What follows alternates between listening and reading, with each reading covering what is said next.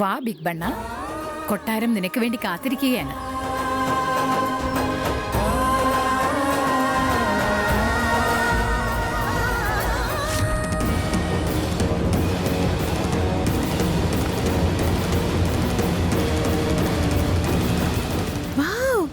കൊട്ടാരം ഇത്ര വലുതാണ്. ഇപ്പൊ എനിക്ക് ഫീൽ ചെയ്യുന്നത് ഞാൻ ഇവിടുത്തെ രാജകുമാരിയാണെന്നാ.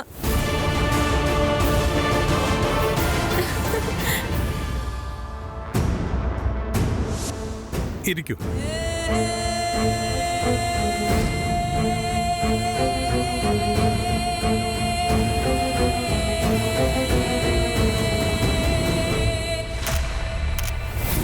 ഈ ചേട്ടന് അത്രയ്ക്ക് ശീലമൊന്നുമില്ല. ഇതിന് പകരം രാജാവിന്റെ സിംഹാസനം ഉണ്ടായിരുന്നെങ്കിൽ അത് വളരെ നന്നായിരുന്നേനെ. എന്റെ മനസ്സിലുള്ള കാര്യമാ മോളിപ്പോ പറഞ്ഞത്. ഞാനും അത് തന്നെ ആലോചിച്ചോണ്ടിരുന്നേ. ഒരു മിനിറ്റ്, എന്തിനാ ഇത്ര ധൃതി വെക്കുന്നേ? എന്തായാലും മഹാറാണി ഒന്ന് വരട്ടെ. എന്തേ, ഞാൻ റാണിയാവുമെന്ന കാര്യത്തിൽ സംശയമാണോ അതോ എതിർപ്പാണോ? എല്ലാം ന്യായമായിട്ട് നടക്കണമെന്നാ ഞാൻ വിചാരിക്കുന്നത്. രാജപട്ടാഭിഷേകം നടത്തുന്നതിന് മുന്നേ സിംഹാസനത്തിൽ ആരും ഇരിക്കാൻ പാടില്ല. നീ ഇപ്പോഴും ചരൺ തിരിച്ചു വരുമെന്നുള്ള പ്രതീക്ഷയിലാണ് ഇരിക്കുന്നതെന്ന് തോന്നുന്നു. ആ പ്രതീക്ഷ അവസാനിപ്പിച്ചേക്ക്. കാരണം ഇനി ഇവിടുത്തെ രീതികളും മോഹിനിയാണ്, അതുപോലെ നിയമങ്ങളും. വരൂ, രാജസിംഹാസനത്തിലേക്ക് പോകാം. ഇനിയുള്ള ഫോട്ടോഷൂട്ട് അവിടെ വെച്ചായിരിക്കും.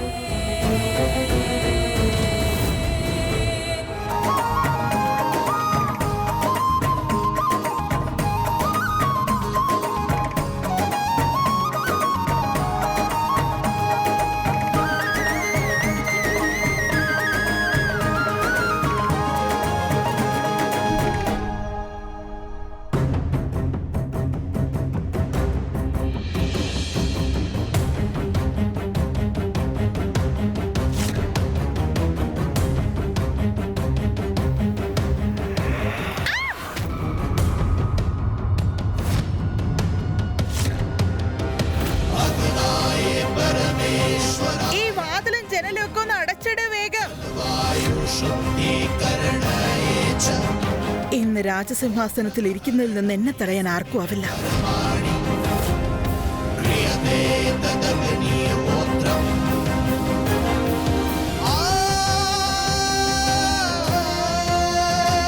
നമ്മൾ വീണ്ടും നമ്മുടെ ഭവനത്തിലേക്ക് എത്തി. ചെല്ല, വണ്ടിന്ന് സാധനങ്ങൾ ഇറക്ക്. നമ്മുടെ രാജകൊട്ടാരത്തിൽ സൈക്കിളോ?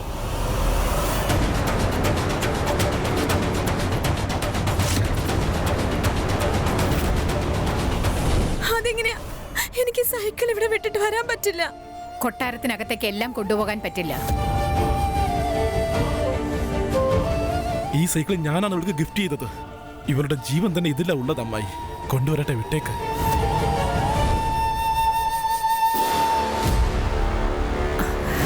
നീ വാ ബിഗ് ബണ്ണ, വാ.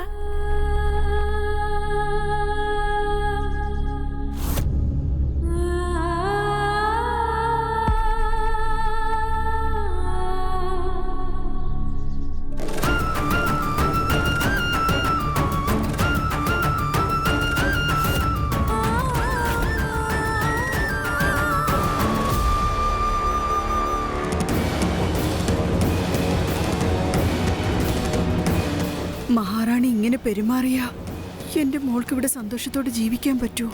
എന്റെ ഭഗവതി, എന്റെ പൊന്നു മോളുടെ മനസ്സ് നോവിക്കരുതേ.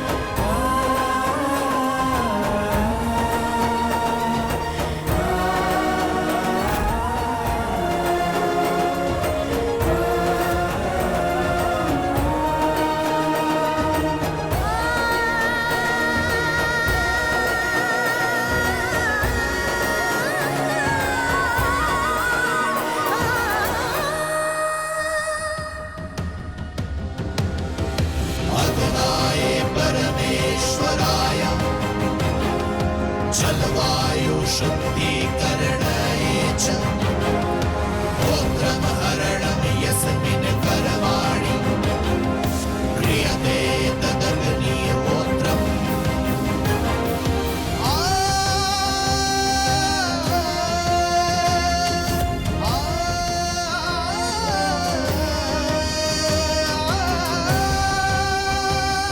നിനക്ക് വീർഗഡിന്റെ രാജാവാകണോ വേണ്ടയോ എന്നുള്ളത് നീയാണ് തീരുമാനിക്കേണ്ടത്. നീ ഇന്ന് തീരുമാനിച്ചേ പറ്റൂ. നിനക്ക് ഇവളെ വേണോ അതോ ഈ സിംഹാസനം വേണോ എന്നുള്ളത്.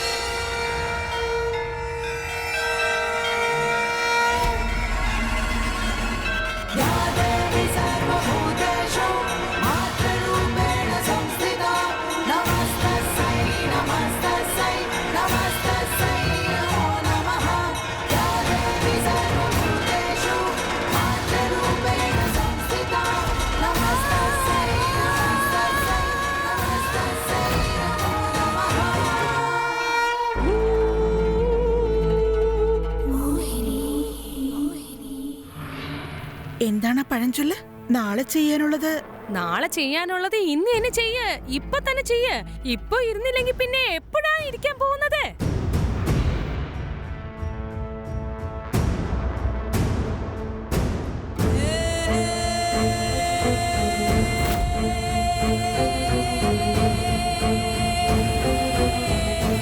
ദൈവമുള്ളത് സത്യമാണെങ്കിൽ ഈ സിംഹാസനത്തിൽ ഇരിക്കാൻ പാടില്ല.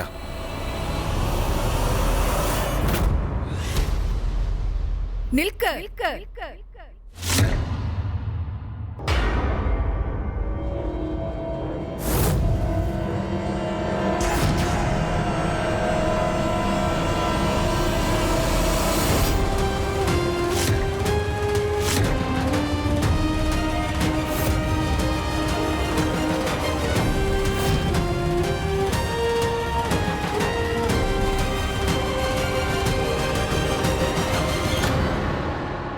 വീർഗഡിന്റെ യഥാർത്ഥ അവകാശി വീർഗഡിലേക്ക് തിരിച്ചു വന്നിരിക്കുകയാണ്. ഈ സിംഹാസനത്തിൽ ഇരിക്കാനുള്ള യോഗ്യത അവന് മാത്രമാണുള്ളത്.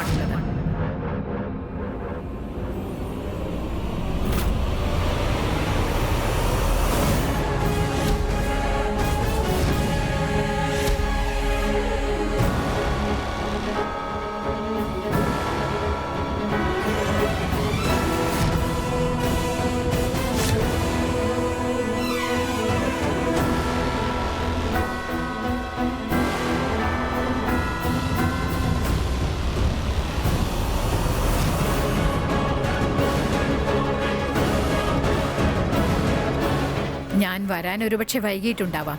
ചേട്ടന്റെ അനുഗ്രഹമുള്ളതുവരെ ഈ വീടിന് ഒരു ദോഷവും സംഭവിക്കില്ല.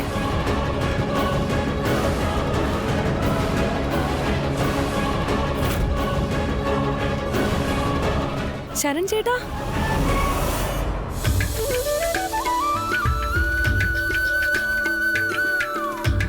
ഇത്ര നാളായിട്ട് അനിയത്തിയുടെ ഒരു ഓർമ്മ പോലും ഇല്ലായിരുന്നോ? എന്താ ഇത്ര നാളായിട്ട് എന്നെ കാണാൻ വരാത്തത്? ഏയ് ഒന്ന് നിൽക്ക്. മറ്റുള്ളവരെന്റെ കാല് വീഴുന്നത് എനിക്ക് ഒട്ടും ഇഷ്ടമില്ലാത്ത കാര്യമാണ്. പിന്നെ നിനക്ക് സുഖമല്ലേ? നിങ്ങളുടെ കാരണം കൊണ്ട് ഞാൻ നന്നായിരിക്കുന്നു.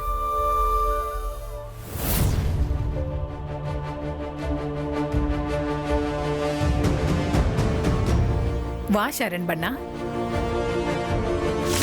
നിന്റെ കുടുംബം നിന്നെ കണ്ടതു മുതൽ സന്തോഷം കൊണ്ട് മതിമറന്ന് നിൽക്കുകയാണ്. പോയി അവരോട് സംസാരിക്കേ. കയ്യിൽ വന്നത് വായിലേക്ക് എത്തിക്കാൻ സമ്മതിച്ചില്ല നിങ്ങൾ റാണിയമ്മ.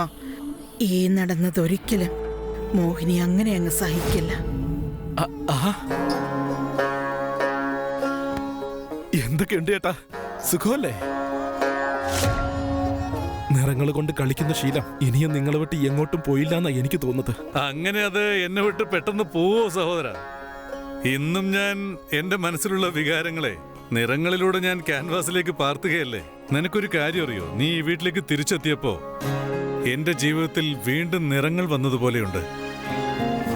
ശരീരം കൊണ്ട് നമ്മൾ പിരിഞ്ഞിരിക്കാം, പക്ഷെ എന്റെ മനസ്സ് എപ്പോഴും ഇവിടെ തന്നെ ഉണ്ടായിരുന്നു.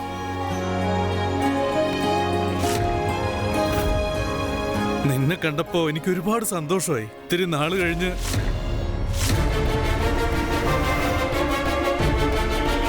മോനെ, ഇതാണ് എന്റെ ഭാര്യ മോഹിനി. നമസ്കാരം ചേച്ചി.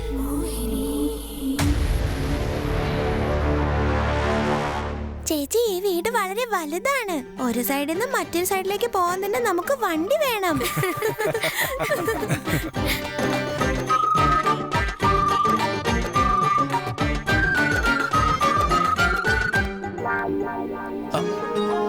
ആഹാ,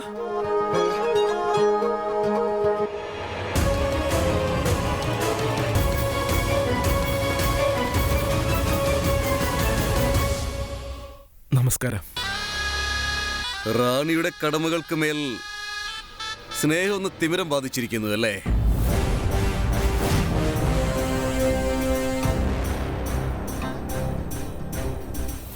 എനിക്ക് എന്റെ കടമകൾ മാത്രമല്ല, എന്റെ ചേട്ടന് ചെയ്തു കൊടുത്ത സത്യവും ഓർമ്മയുണ്ട്.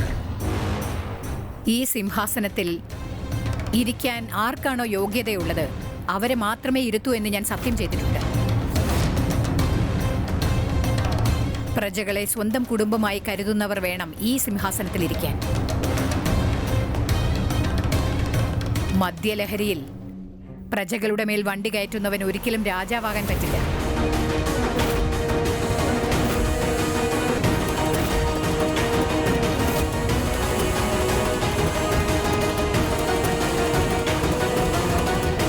രാജ് ഈ കാര്യം എങ്ങനെയാണ് മനസ്സിലാക്കിയത്? മഹാറാണി, നിങ്ങളൊന്ന് കണ്ണു തുറന്ന് നേരെ നോക്കൂ.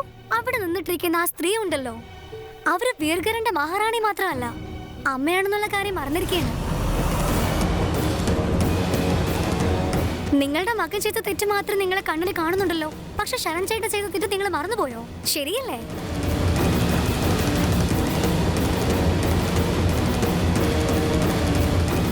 നീ പറഞ്ഞത് ശരിയാണ് രൂപ്. ഞാനൊരു അമ്മയാകുന്നതിന് മുൻപ് തന്നെ മഹാറാണിയാണ്, വീർഗഡിന്റെ മഹാറാണി. തന്റെ കുഞ്ഞുങ്ങൾക്ക് യാതൊരു ദോഷവും സംഭവിക്കാതെ നോക്കുന്നതാണ് ഒരമ്മയുടെ കടമ. ഞാൻ ചെയ്തതെല്ലാം തന്നെ വീർഗഡിന്റെ നന്മയ്ക്ക് വേണ്ടിയാണ്. പക്ഷെ മഹാറാണി, നിങ്ങൾ മതി, നിർത്ത്.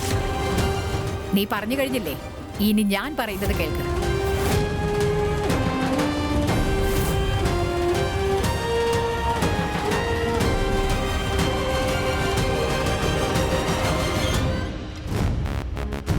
ഇനിയും എത്ര പേരുടെ ദേഷ്യം ഇങ്ങനെ സമ്പാദിക്കും? ശരി, ഞാൻ സമ്മതിക്കുന്നു. ശരണിനോടും അവന്റെ ഭാര്യയോടും അവന്റെ മകനോടും ക്ഷമിച്ച് അവരെ ഇവിടേക്ക് കൂട്ടിക്കൊണ്ട് വന്നിരിക്കുന്നു. പക്ഷെ അവന്റെ മകൾ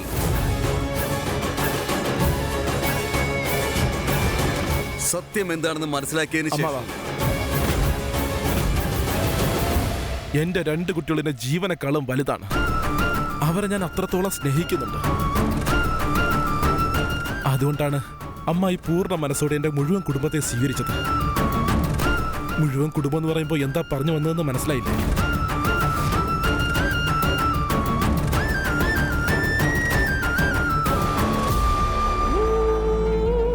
മോഹിനി, എന്തോ? നിന്റെ ശ്രദ്ധയൊക്കെ എവിടെയാണ്? ഞാൻ എപ്പോ പുതിയ രാജാവിനെ പ്രഖ്യാപിക്കും, എപ്പോ വരവേൽക്കണമെന്ന് ആകാംക്ഷയോടെ ഇരിക്കുകയായിരുന്നില്ലേ? ചെല്ല്, വേഗം ചെന്ന് ആരതിക്കുള്ള ഏർപ്പാടുകളെല്ലാം ചെയ്യാം. നീ വന്ന് ആരതി എടുത്തതിന് ശേഷം ശരൺ ബണ്ണയ്ക്കും ആ കുടുംബത്തിലുള്ളവർക്കും താമസ സൗകര്യമൊക്കെ നീ തന്നെ ചെയ്യണം.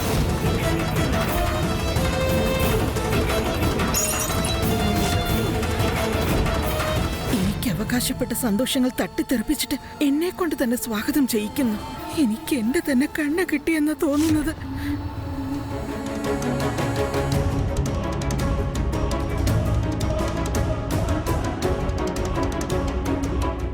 എന്താ ഇത്? ഇവിടെയുള്ള എല്ലാവരും ഹാപ്പി ആയിരിക്കുന്നല്ലേ ഞാൻ കരുതിയത്. മാത്രമല്ല ഇവിടെ നല്ല ആഘോഷമായിരിക്കുന്നു. പക്ഷെ ഇവരെ കാണുമ്പോ അങ്ങനെ അല്ലല്ലോ തോന്നുന്നത്. എല്ലാവർക്കും നിന്നോട് ദേഷ്യമാണ്. എന്തുകൊണ്ടാണെന്നറിയാമോ?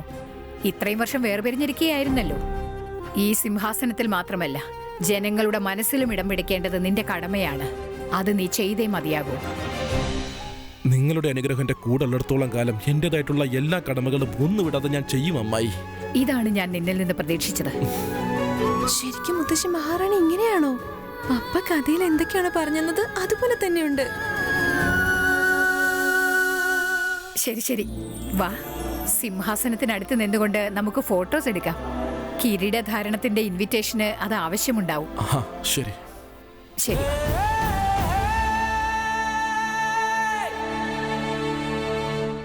ഇരിക്കും മോനെ.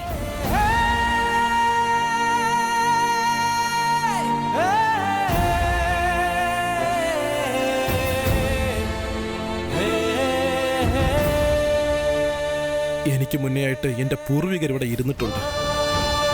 എന്നെ അനുഗ്രഹിച്ചാലും ഈ സിംഹാസനത്തിൽ ഇരുന്നു കൊണ്ട് നിങ്ങളുടെ പേരിനെയും ഗൗരവത്തെയും ഞാൻ എന്നും സംരക്ഷിച്ചിരിക്കും.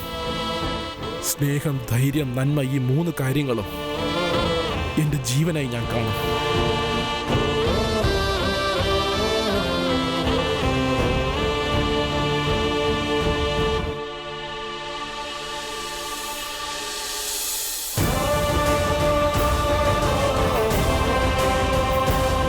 വാ ബിഗ് ബണ്ണ, മോനും വന്നേ.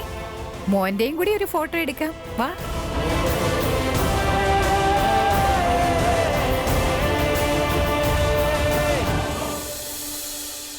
പവിത്ര, റോജ, നിങ്ങൾ ഇങ്ങോട്ട് വരൂ.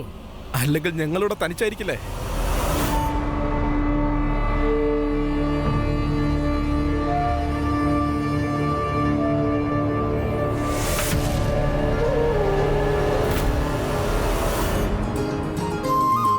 ഫോട്ടോ എടുത്തോളൂ.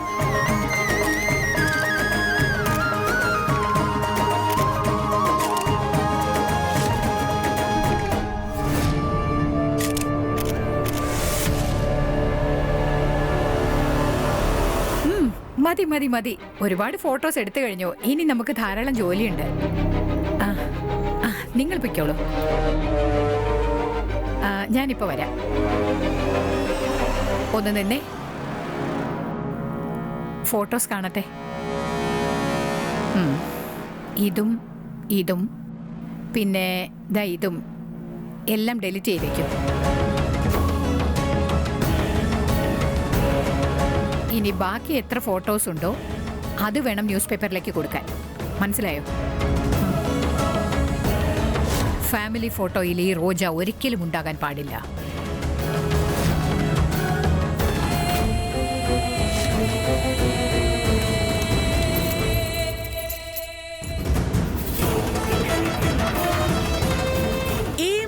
താമസിക്കാൻ പോകുന്ന ഈ റാണിയുടെ അത്രയും തന്നെ സൗന്ദര്യം വേണം ഈ മുറിക്ക്. ശരി മഹാറാണി.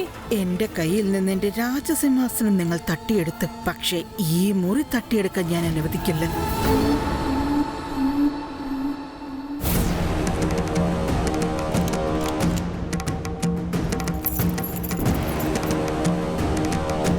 മോഹിനി, റൂമൊക്കെ റെഡിയാക്കിയല്ലോ അല്ലേ?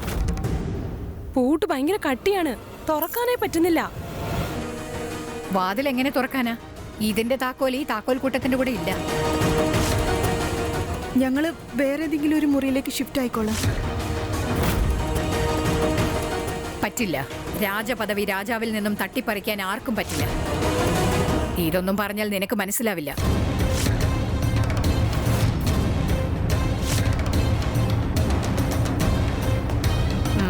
വേഗം താക്കോല് കണ്ടുപിടിക്കേ.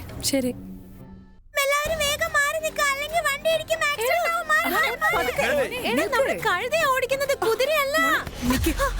എന്തിനെങ്ങനെയാണെന്ന് ഒച്ച വെക്കുന്നേ?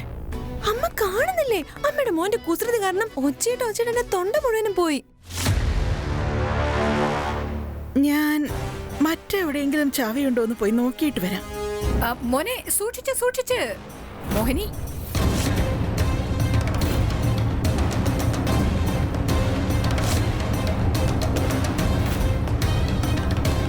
പാചകക്കാരന്റെ അടുക്കൽ പോയി ഇന്ന് സദ്യക്ക് മധുരം ഉണ്ടായിരിക്കണമെന്ന് പറയണം. നമ്മുടെ ഈ കൊച്ചുമോന് വളരെ ഇഷ്ടമാണ്. ശരി. താങ്ക് യു മുത്തശ്ശി. കേസരിയും ജിലേബിയും പറഞ്ഞേക്ക. അതെന്റെ മോളുടെ ഫേവറേറ്റാ. റാണി അവൻ ഇറങ്ങി തിരിച്ചതാ. എന്നിട്ടൊരു വേലക്കാരിയെ പോലെ മറ്റുള്ളവരുടെ കയ്യിൽ നിന്ന് ആജ്ഞ കേൾക്കേണ്ടി വരുന്ന അവസ്ഥ. അമ്മയെ പോലെ ജിലേബി ഉണ്ടാക്കാൻ ആർക്കും പറ്റില്ല. അതെ അതെ. എപ്പോഴൊക്കെ ബിരിയാണി ഉണ്ടാക്കുന്നു അപ്പോഴൊക്കെ കൂടെ പായസവും ജിലേബി ഉണ്ടാക്കുമല്ലോ. അറിയാതെ വയ്യ, നല്ല ടേസ്റ്റ് ആണ്. കറക്റ്റ് ആയിട്ടാ പറഞ്ഞേ. നോക്കുമോളെ, നിങ്ങൾ രണ്ടുപേരും ചെന്ന് ഈ കൊട്ടാരമൊക്കെ ചുറ്റിക്കാണ്. താക്കോല് കിട്ടിയോണ്ട് ഞാൻ വിളിക്കാം. അതെന്തിനാ? ഞങ്ങളും അമ്മയെ സഹായിക്കാം. താക്കോൽ അന്വേഷിക്കാൻ. ഇതുകൊണ്ട് ഞങ്ങളുടെ സ്കൂളിൽ എല്ലാവരും ചേച്ചി ഡിറ്റക്റ്റീവ് റാണി എന്ന് വിളിക്കുന്നത്. ശരി, ഈ കളഞ്ഞു പോയ താക്കോൽ കാണാൻ എങ്ങനെയുണ്ടാവും? മഹാറാണിയുടെ മുഖത്തിന്റെ തിളക്കം പോലെ ഉണ്ടാവും. പിന്നെ ആ ചാവിയുടെ പുറകില് മയിലിന്റെ തൂവലായിരിക്കും ഉണ്ടാവുക. ഓക്കേ അവിക്, നമുക്ക് ട്രഷർ ഹണ്ട് കളിച്ചാലോ? നീ അവിടെ അന്വേഷിക്ക്, ഞാൻ ഇവിടെ നോക്കാം. ഓക്കേ ചേച്ചി. നോക്കി സൂക്ഷിച്ചു കേട്ടോ.